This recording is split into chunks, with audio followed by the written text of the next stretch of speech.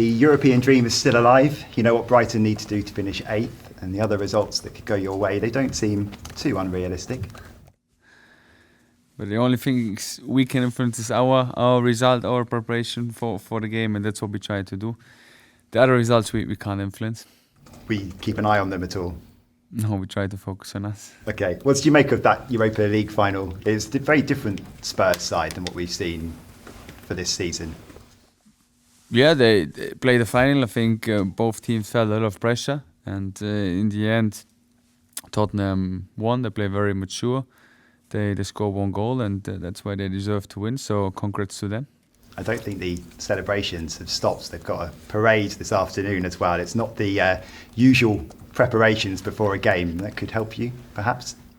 We don't know it, and I think that's one of the questions I was asked in the last few hours the most, and my answer will be always the same. I can't influence how they celebrate, how they will prepare to the game. The only things I can influence is how we prepare our team, and we will try to be the best prepared team we can be, and that's our focus on.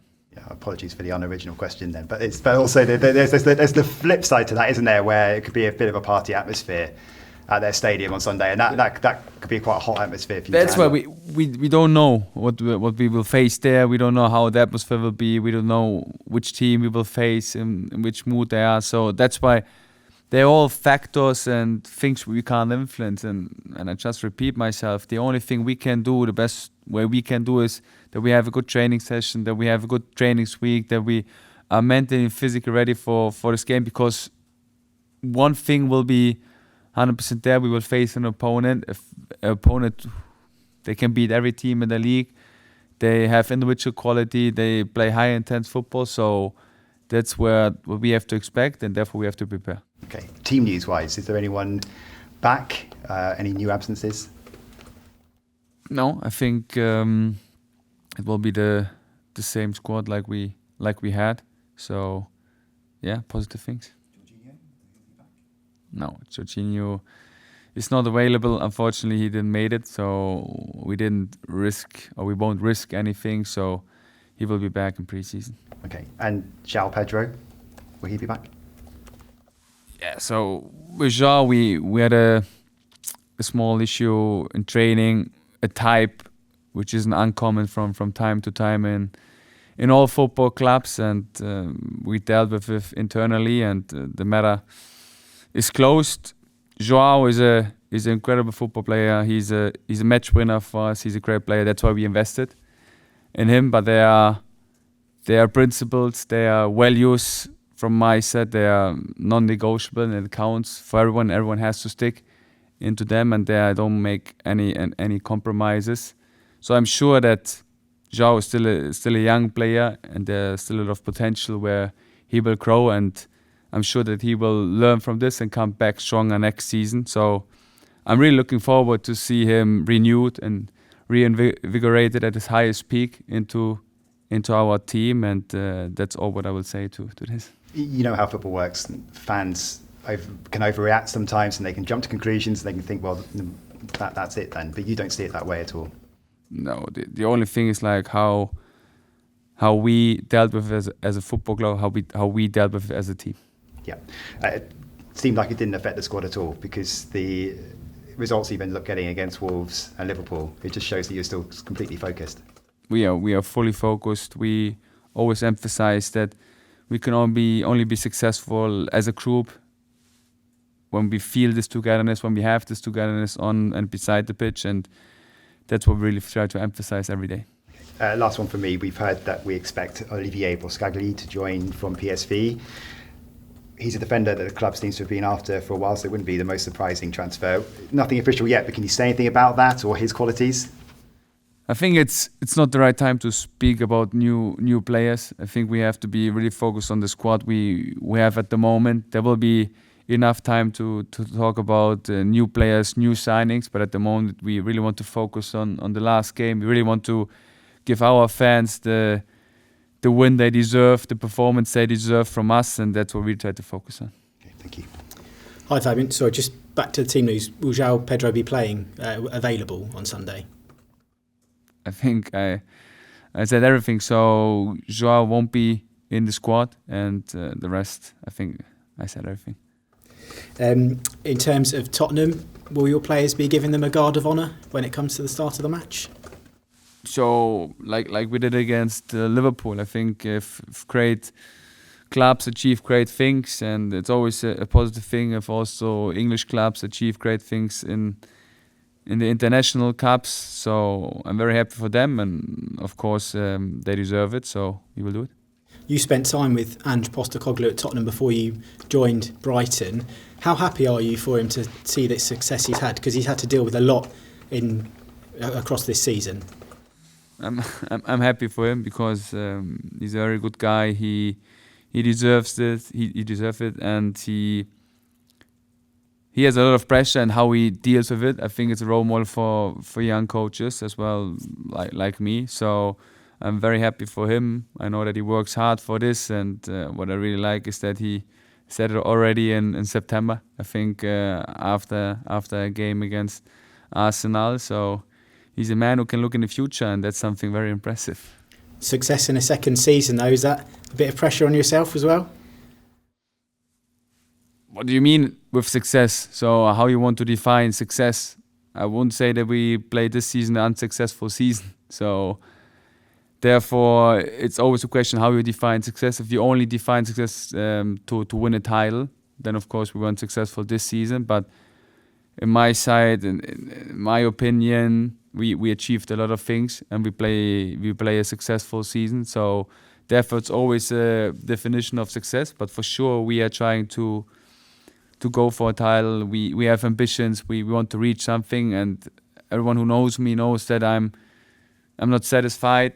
I'm not satisfied with this season. I see that there's a lot more potential in the squad. We all have to analyze. We all have to reflect after last game this season, and then try to improve in every aspect. And that's how I work since day one. That's how my character sides are, and that's what I also demand from every employee and from every player in this club. It's difficult to predict which 11 players may start for Tottenham on Sunday, but where do you see their key threats for you coming from?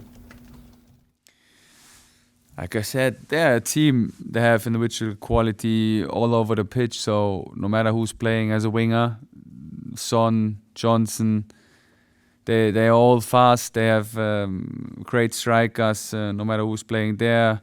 Tell is a good player. Solanke is a great player. So offensively, they are quite strong. And midfielders, they are strong a little bit with the players they have available. But overall, it's still a squad which can play very high intense, which can play very physical, which can also or players which can decide the game with one action, and therefore really have to be aware of this. So a team with a lot of individual quality. Just going back to the previous match, great to give Harry Howell the opportunity. Is he someone that you're going to be working with in the first team squad going forward?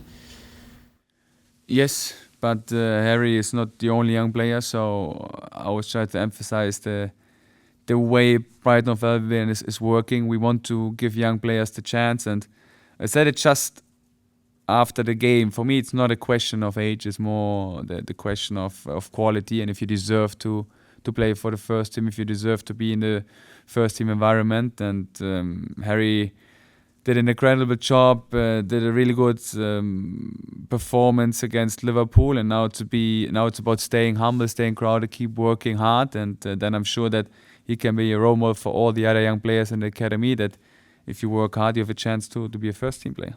And just finally from me, this isn't regarding playing style, this is in terms of yourself. 38 Premier League matches for you. What's the biggest thing that you've learned this season? That's a good question. The biggest thing I would say, consistency. So consistency, to bring consistency into the results, consistency into the performances, consistency in the availability of the team, consistency regarding how we deal with matches we are leading, how we deal with matches when we are one goal behind. So regarding game management, so the big word for me is getting consistency in every processes, getting consistency in every topics, what helps us to win games. With consistency, Fabian, you've had periods in the season where you've had good little runs, little streaks, and now you're on another 10 points from 12. Is this, though, maybe the best form you've been in this season, do you think? So I think we had this question after we won 5 or 6 games in a row. We had this question at the beginning of the season. So I think there was a lot of highs and lows. And at the moment, I have a feeling that we are a great group, that we are a group that shows togetherness on and off the pitch.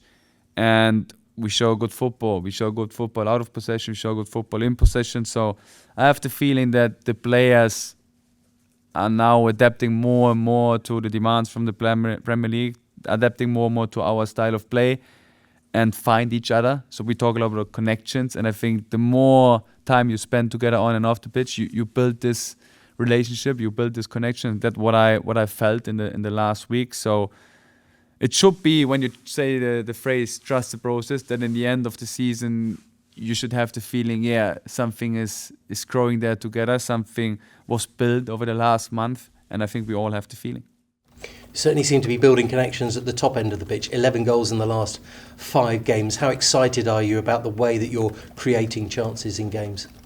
Offensively, I'm excited. Defensively, I think we have to improve. So I always emphasize defense wins championship, and we have to improve in that way. So that will obviously be the key for us to win games, that we are defensively more stable, and that's the thing we have to work on. But offensively, we knew, or we know, that we are a team with individual quality. We know that if we play together, if we have a good positioning, if we have good angles, good positions in the right spaces, then we can hurt every opponent in the league.